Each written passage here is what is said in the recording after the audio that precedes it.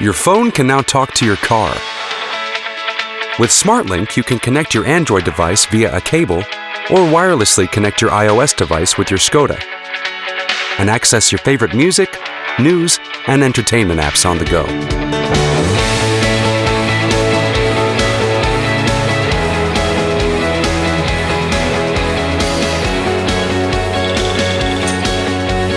To set up SmartLink, first activate Siri.